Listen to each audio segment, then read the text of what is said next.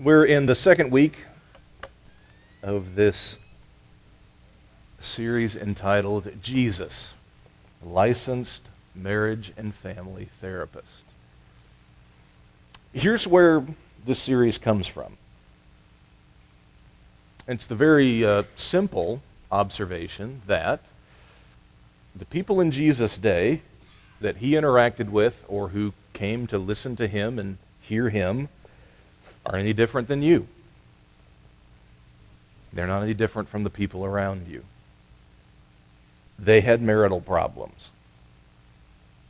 You had parents who couldn't get along with their kids and their teenagers and vice versa. They had all kinds of discernible, categorical, classifiable, mental, and emotional issues. They had broken friendships, dysfunctional relationships. They all had baggage, just like the people you know. And in our day, we kind of have our rote ways of dealing with those problems. Like, we go to counseling. Our doctor puts us on medication. We sit down with a friend and pour out our soul. We pick up a book from the self-help section at Amazon.com. And on down the line it goes. And these are helpful things. These are not bad things. The people in Jesus' day didn't have those resources. Not one of them. And yet Jesus was able to remarkably transform those people's lives 2,000 years ago without all of our modern tools and solutions. And here's how he did it. This is Jesus speaking in the Gospel of John, chapter 8, verses 31 and 32. He says to his listeners that day, "If you hold on to my teaching, you will really be my followers. And then you will know the truth, and the truth will set you free." Jesus assumed that all a life, a real life with its real problems, needed to do to get better, to get well, to experience some redemption and some healing, was to listen to what he had to say. And in his words, in John 8, hold on to it. And as they held on to it, they would know that it's true. And the truth, he said, would set them free. And oftentimes, 2,000 years later, in our day, the key missing ingredient to the way that we often think about relational health, emotional well-being, are the kinds of things that Jesus taught about. Today, we're going to look into the second passage of 4. Last week we talked about something that you find at the end of Matthew chapter 11, and it has to do with how all human beings are wearied and burdened. And our job is to help one another find holistic spiritual rest by being yoked to Jesus. If you were here last week, all that should ring a bell. Now, as I say that, what you realize is that passage last week didn't look like, on the surface of it, it had anything to do with your mental well-being, the relative health of your relationships, or your family relationships. That's exactly right. Except that as you begin to understand what Jesus is saying in that passage, you begin to see that the truth he's communicating is readily and directly applicable to every relationship in your life and even your own moods and state of mind. I told you last week, one of my goals in this series is I want to change the way you read the Bible. I want to change the way that you feel like it relates to your 21st century American life. Because the truth is, you've been reading the Bible perhaps for a long time, maybe even decades now, but you didn't realize that the things that it teaches can change the very fabric and details of your life. Things like marriage and parenting and how you handle your money, your friendships, and on down the line.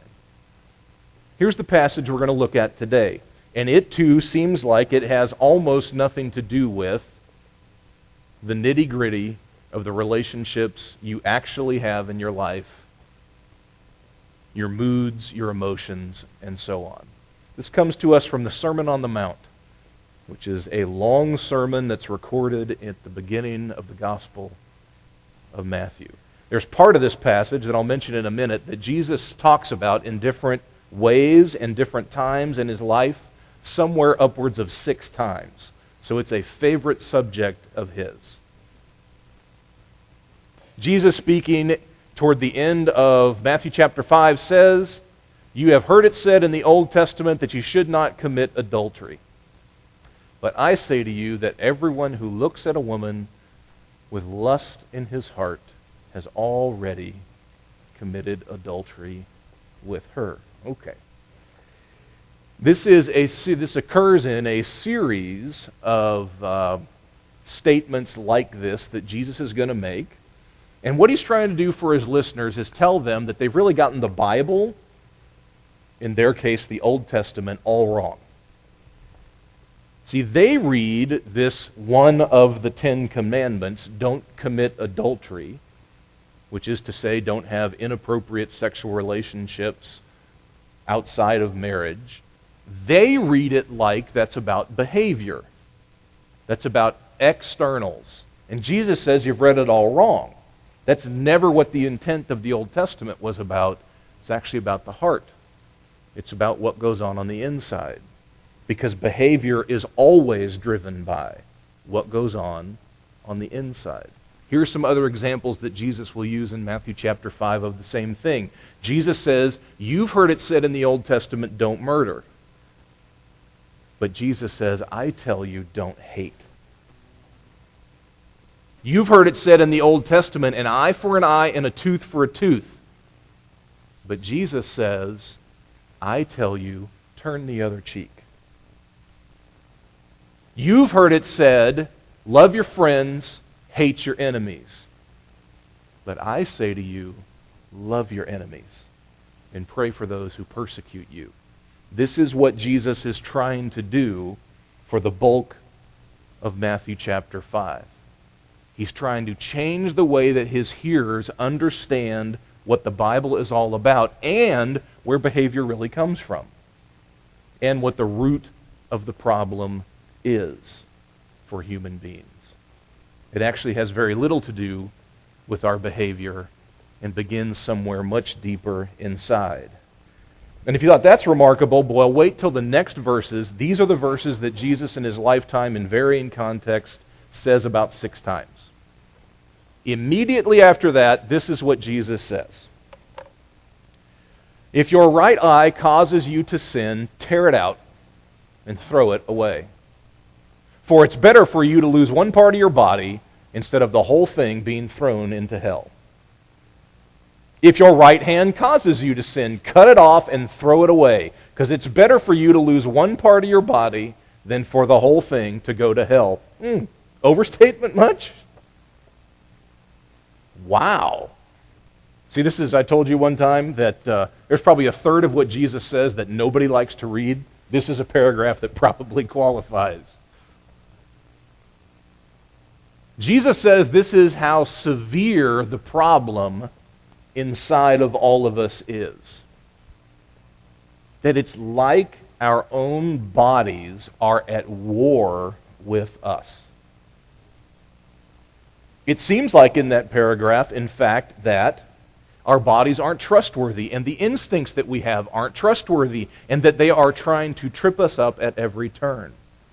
This, by the way, is a perspective that not only Jesus has, but the entire Bible has about humanity. And by the way, Christianity is not the only religion to have this perspective on humanity. St. Paul, for instance, in all of his letters will share this perspective, that there is something about being human that actually wars against us. That we have these gut-level, instinctive impulses and desires, and they are always pulling us down or trying to make us fall. And Jesus says, you need to understand how grave and severe the situation is. It is better for you, my listeners, for you to go into great combat with your body, and for you to even sacrifice to tame your body, instead of your entire life being wasted away.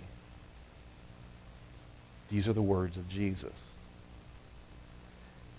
Now see, that seems like it has absolutely nothing to do with perhaps the details of your life, the things that many of us share in common: being married, having kids, having friends, having a workplace, those quiet moods and emotions that we have when we get alone. But see, this, like the passage last week, actually has everything to do with those specifics in our lives if you just take the time to think about it. One of the clear messages of Jesus here, right, is that you cannot trust what lurks within you. That there is something defective and dangerous inside human beings. And it's all of us, and you never get rid of it. No matter who you are and how good you are. No matter how long you've been in church, no matter how long you've called yourself a Christian. This is how other parts of the Bible talk about what Jesus is describing in Matthew chapter 5, and these impulses that emanate from within. This is Jesus' half-brother, who was the first bigwig of the church after Jesus' resurrection and ascension. His name is James. He writes this in the first chapter of his little letter that you can find in your New Testament. This is verses 14 and 16. Listen for the same concept. But when we are tempted to sin, it is because we are being tempted by our own desires. We are being lured and enticed by them. And then when that desire has conceived, it gives birth to sin. And that sin, when it is fully grown, gives birth to death. And do not be deceived about these things, my beloved children. Jeremiah the prophet, written almost 1,000 years before Jesus, would say it very simply and succinctly this way. In chapter 17, verse 9, the human heart is deceitful and desperately wicked, and no one can truly understand it. This is the perspective of the Bible on human nature. It's not all bad. The Bible has a lot to say that's good about human nature. This is the counterbalance to it. We all have the kinds of impulses and thoughts and reactions, these innate beliefs and instincts that Jesus describes. Every single person. And you always will. And you will always be fighting against them. What's that make you think? How useful is that to you? Well, for starters, I think we probably need to start here. How honest are you willing to be about that fact? My experience as a pastor is this is a subject people don't like. My experience with people is that when you sit down to talk to them over coffee about their problems, this is one of the last things that they want to admit to or cop to. Because it's not a very pleasant thing to say. That we are this way. That we are this flawed on the inside. And that we are not trustworthy, even for ourselves, on the inside.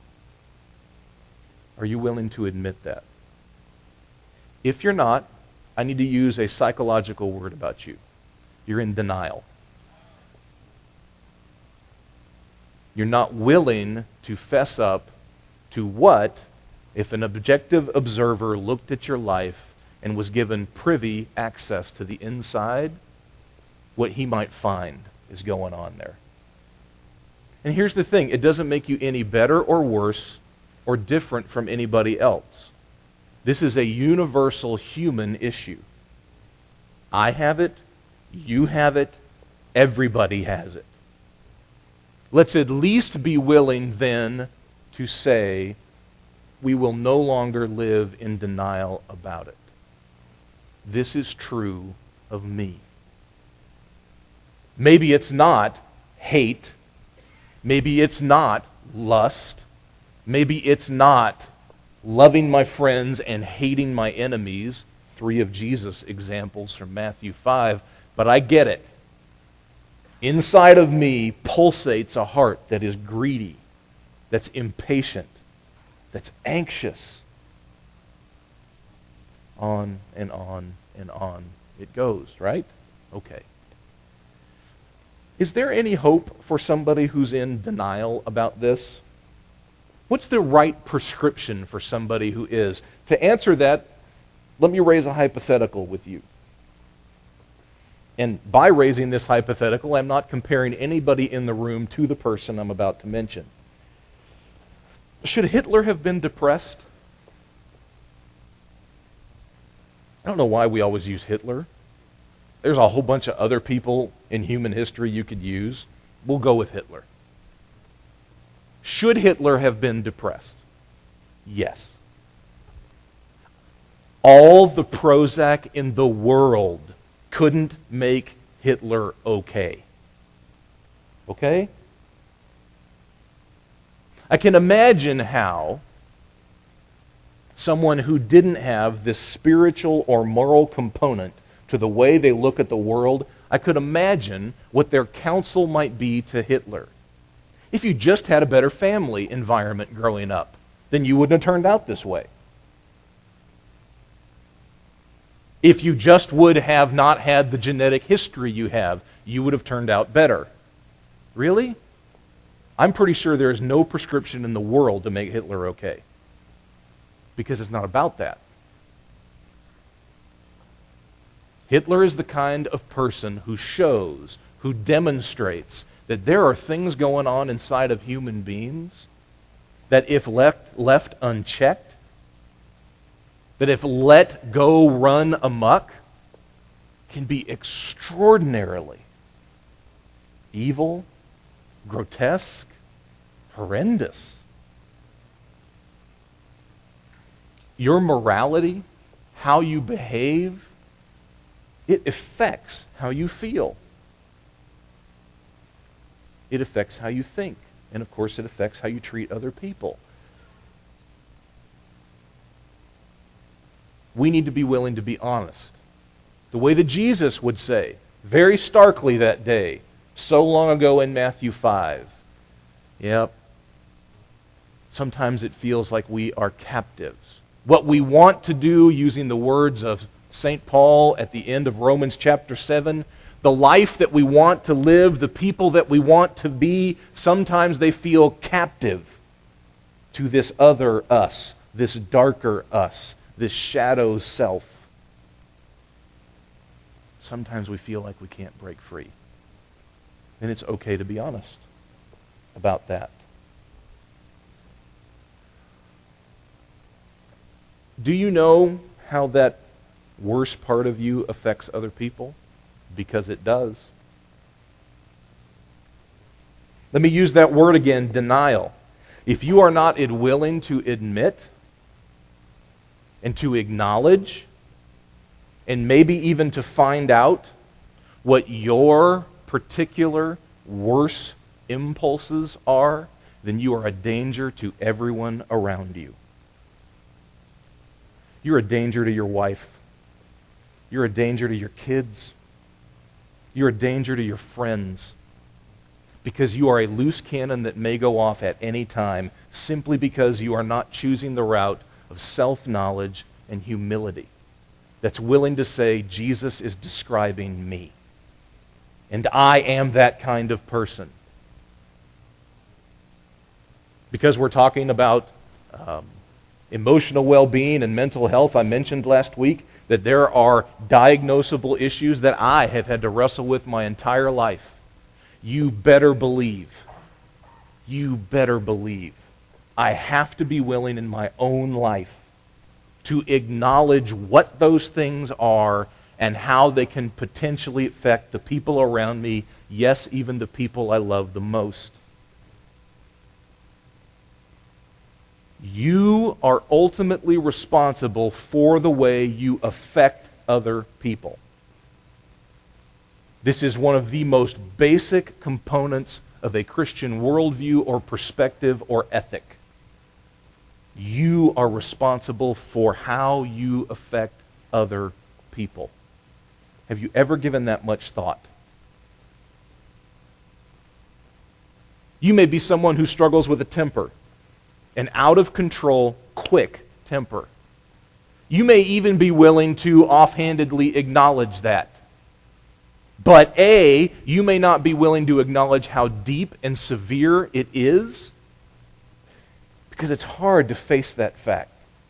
It's hard to admit it in full truth. But B, you may also not be willing to admit that it negatively impacts every single person around you. It makes your kids at home feel like they walk on eggshells. That they can't fully trust you or be vulnerable to you because they don't know when you're going to lose it. And your spouse feels the same way. You better believe anger, that kind of anger, is exactly what Jesus is describing as your body being at war with you and your best intentions that emanates from deep inside of you. You need to be willing to be honest that the best you can hope for is to fully admit and identify the lesser angels of your nature, and then for you to work hard at not allowing them to impact negatively the people around you, because you are responsible for how you affect other people. You can flip that back around, though. Every single person in your family and life is just like I described you. We just went through the Valentine's season. I'm not entirely sure I would ever think that anyone would put this on a Valentine's card. If so, you should not buy it. But it's the truth. You're married to somebody who is like I'm describing from the Christian perspective. Your kids, from the Christian vantage point, are like what I'm describing. Your best friends, the people who have been with you for decades now, are like what I'm describing. They are at war within themselves. And there are thoughts and feelings that they have that if they go unchecked and they aren't careful, can be exceedingly destructive to them and to everyone around them. I get it, you love your wife. I get it, you love your husband. It does not change the fact that this is them. This is who they are. Because this is how all human beings are. The most dangerous people in your life are the people who are in denial about it. Your friends who don't know that, your friends who don't live wise and circumspect about who they are the least trustworthy people in your life. Your spouse, honest to goodness, may not be a safe person for you if they live in this kind of denial about themselves. You live in a world full of people who are torn apart on the inside. You live in a world full of people who have instincts that point them in both directions, good and bad. This is the world in which you live. This is a world you're a part of. This is what the people that you value around you are really, really like. And Jesus says, because this is how we really are, we're going to pull back the veil and we're going to talk about it unvarnished. Because this is who we really are then. You are going to need to fight way harder in your life than you think. I'm not sure how he could have painted a more stark picture than the one he did. It is as if a physical, literal part of your body is trying to get you to foul up. And he says, hyperbole of course, he says, this is how hard you're going to have to fight. It is better for you to go through life with one eye than two. One hand than two. It is better for you to sacrifice and to struggle and to claw and to fight against yourself than it is for anything else. These are the words of Jesus. The only answer for people like you and me, the only answer for people who are willing to fess up and admit what it's really like to be a human being, is to fight like mad against those things that are inside all of us. That too doesn't seem like it has a lot to do with your home, your friendships, how you view yourself and how you feel day in and day out. But I beg to differ. It can be exceedingly refreshing and uplifting to realize that life should feel like a fight. And in fact, if yours does not, it probably means you've already surrendered. I want to say that again because it's the exact opposite of probably how many of us are led to think about the subject.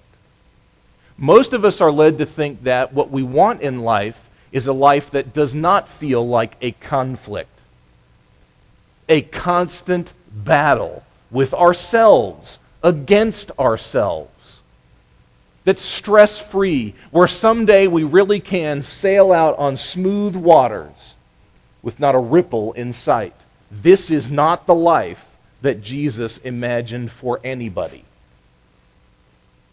And specifically today, he did not imagine that about you in relationship to yourself and the other broken people around you. That's not how it works. The best you can hope for is to be in a knockdown, drag-out, 12-round, heavyweight bout the rest of your life with you. That's how Jesus envisions it. You're going to have to fight way harder than you think. And like I said, see, if you're not digging this, if you're not tracking with this, if you're not down with this, then here's my fear. My fear is you've already lost. You've either already given up or you don't care, which makes you dangerous to you and to everyone around you. Because you have these things going on inside of you, these instincts, these reactions that could be from your home environment where you grew up.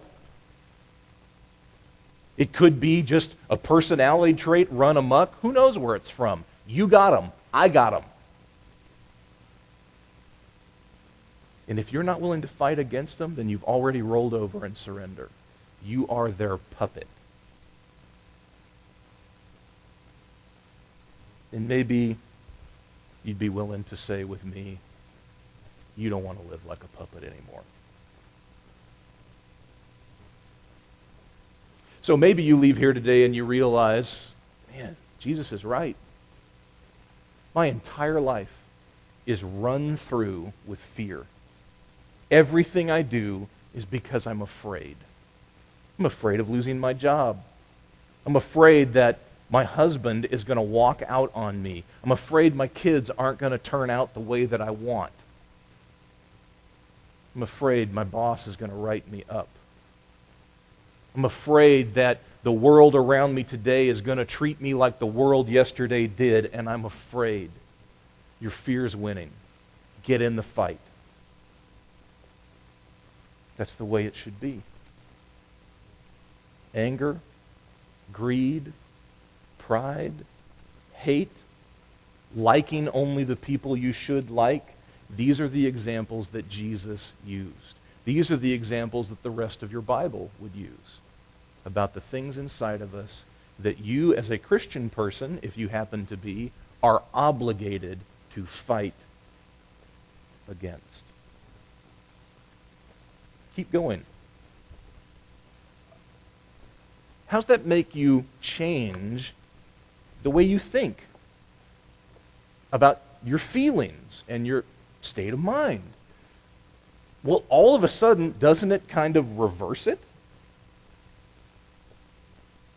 See, psychology today, pop psychology today, poorly done, would make you think that the goal of your life is to eradicate from yourself any bad feeling that you have or any mental stress that you feel.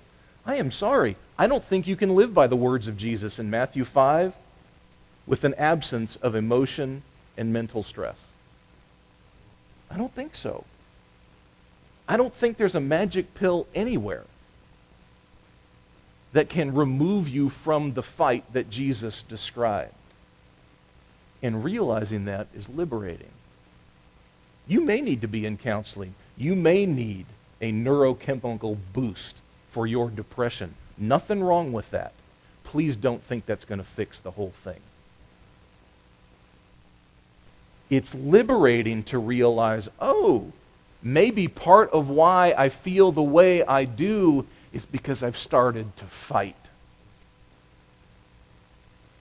I've started to get on board with the work of God's Spirit in my life to change me, to change who I am today into who God wants me to be tomorrow, whatever that is. Part of what that will mean is that God wants you to fight against those things that we all know are in here. And as He changes those things, your behavior will change. And as you see yourself fight and you see God work, then you know how you'll begin to feel? You'll begin to feel like Jesus was right. I can trust Him. Look what God is doing in my life that I didn't even think was possible, just because I'm willing to fight.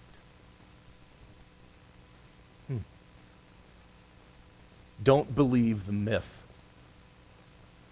Don't believe the simplistic, sugary American way of thinking about how you feel. I don't know that the goal is an oasis. I don't know that the goal is rest. I don't know that the goal is the absence of struggle. In fact, the Bible would say the exact opposite.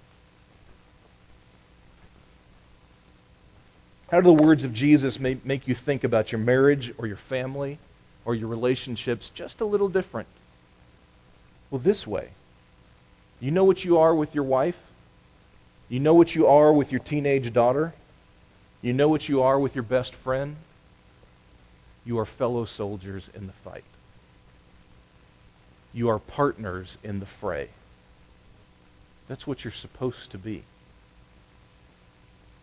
Here's how a marriage that took to heart the words of Jesus, that didn't on the surface of it seem to have anything to do with marriage. Here's what a marriage who listened to the words of Jesus in Matthew 5 would look like. It would look like each spouse freely and willingly being open to the other about what we know to be our true and deep internal struggles. What are they? And you entrust them to your spouse. And then as you entrust them to each other, you work together on fighting against those things. Let me be perfectly frank. This is the kind of relationship that I am fortunate to have with my wife. My wife knows that one of my internal struggles, one of my default impulses that is very often destructive to me and to other people, is depression. And so Heather and I have talked candidly, not just about that, but what we can do together to help me not be hurtful to them, but also to have a marriage and a home life that's therapeutic for me and helps me fight against those instincts. Heather has carte blanche to tell me anytime when she feels like I'm being overly influenced by my depressive instincts. Anytime. And I am under obligation because I've given it to her to listen when she says it. Which may mean then what I need to do is get some alone time. Maybe I've been too stressed. I've had way too many people coming at me from way too many angles for way too many hours for way too many days. And one of the things that I know about me is that I need quiet time. And oftentimes in those quiet times, I do very overtly spiritual things. I pray, I read, I meditate. And those things recharge me, and yes, they actually are therapeutic against my depression. These are things Heather knows. These are things that Heather has taken ownership of as much as I have. Heather knows that in those moments, in those periods where I am that way, one of the other things that I need is my kids. Because there is no greater joy in my life than my two kids. And my two kids are better than any pill any doctor could ever give me. And so Heather will be very careful, and what she'll do is she'll wall off part of an afternoon where I hop in the car with the kids and we go do something together. Something stupid, something silly. I go buy them way too much cheap junk at Five Below in Granville. Who knows what? And my heart's lifted because she's my partner in the fight that I have. You want to know how to be a great parent? I mean A++, stupendous, summa cum laude parent. Understand that each one of your kids is locked in this fight. And because they're young, they don't understand it very well yet. And as a parent, you know what you get to do? You get to partner with them in helping them engage in this fight instead of letting their internal impulses run amok. I have a preteen daughter. I have become acutely aware in the last 6 months at how daunting this task is going to be for the next decade. Just yesterday, we're driving around in my car, and within the span of 10 minutes, this is what happens. She's weeping, not crying, weeping over somebody else's dog who has to be put down. And then in the span of 5 minutes is laughing her head off about some joke I told her. Oh gosh, stop the world, I want to get off right now. What's the best thing as a parent that I can do for my daughter, whose body is afflicted with hormones and growing up, and also her own inner demons and negative impulses? What's the best thing I can do as her dad?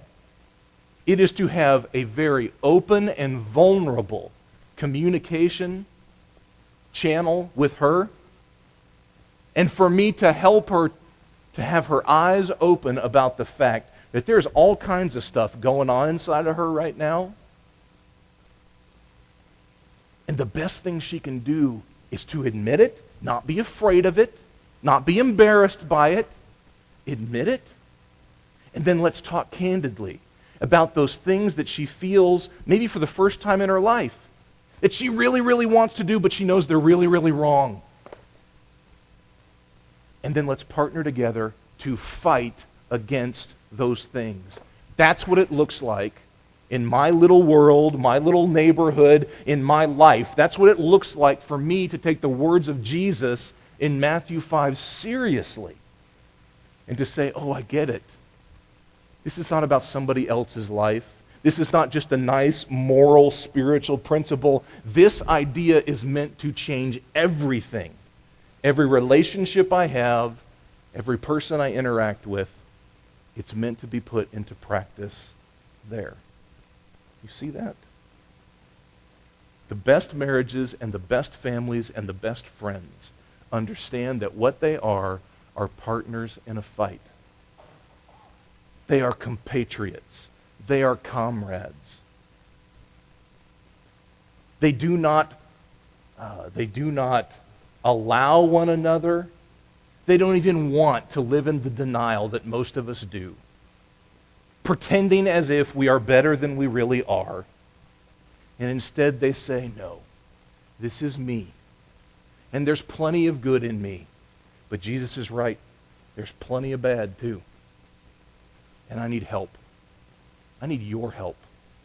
I need your help to fight the good fight against myself. To begin to allow God's Spirit to win and make me something I am not today. This is what Jesus would call you to do in your home, in your relationships, and in your friendships too. I'm going to guess that it sounds a little daunting. There's probably even part of you who think, gosh, I don't like that a whole lot. I wish that we would have never talked about this particular paragraph that Jesus spoke. I get that. But you can't only talk about the stuff you like that Jesus said. You have to talk about everything Jesus said. Otherwise, I think that makes you only half a Christian. Right? But here's the thing. You need to understand that God isn't interested in the fake life that most of us are trying to pretend that we have. He's not interested in the fake you that you're trying to convince everyone else about, including yourself. That's not how he works. In fact, it may be the single greatest hurdle to you having an actual, real relationship with him. He doesn't want you to be somebody else. He wants you to be you and to admit it in all the good and all the bad. He wants you to admit it. And then here's the thing. You know what happens next? The minute that you are willing to come clean and say, Jesus was not just talking about somebody else. Jesus is talking about me. I get it. I fit that paradigm. He could have used me as an example. That's me. The minute you do that, you know how God responds? He says, thank goodness you have finally told the truth. Relax. I'm gracious. I'm forgiving. You got nothing to worry about. I'm okay with imperfect people. The people I'm not okay with are people in denial. This is the way the late Mike Yaconelli says it. In his book, Messy Spirituality, which incidentally is one of the books that we give away out on our welcome cart, and you are welcome to pick up a copy on your way out today if you like. This is how he describes what I just said about what Matthew 5 means for your relationship with God, and how it really does, in a powerful and positive way, change it. And you should not be afraid. Mike Yaconelli writes, spirituality is not a formula. It is not a test. It is a relationship. Spirituality is not about competency. It's about intimacy. Spirituality is not about flawlessness. It's about connection. The way of the spiritual life begins where we are right now, in the mess of our lives. Accepting the reality of our broken, flawed lives is the beginning of spirituality. It is not the end of it. Spirituality will not remove our flaws. Instead, it starts where we let go of seeking perfection, and instead we seek God, the one who is present in the tangledness of our lives. Spirituality is not about being fixed. It is about God who is present in the midst of us not being fixed. This is how we act with God, he continues. We talk our way out of a spiritual life by refusing to come to God as we really are. Instead, we decide to wait until we're ready to come to God as we aren't. We decide that the way we lived yesterday or last week or last year makes us damaged goods. And that until we start living right, we aren't God material. Some of us actually believe that until we choose the correct way to live, we aren't choosable by God at all.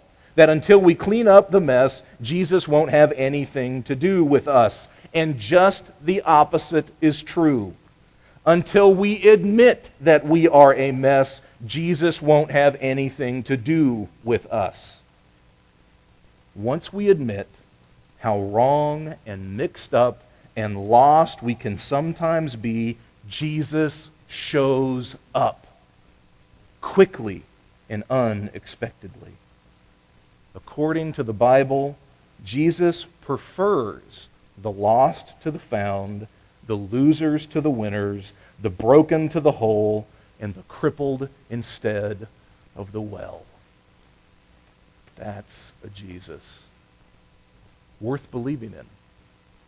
That's the Jesus who wants you to fully embrace even the hard things that he says, like what we talked about today.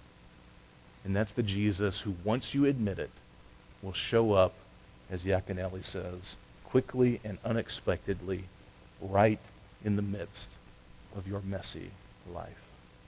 I want you to take a minute here at the end of the message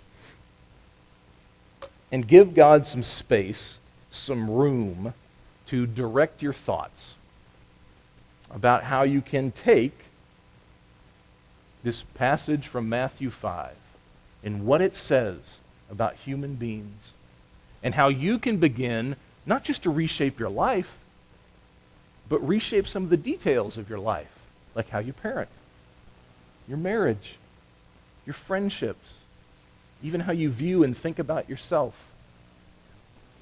How can you use what Jesus said the way that he intended it, which is to change and transform the very specifics and details of your life? Ask God that, and then listen. Allow him to guide your thoughts.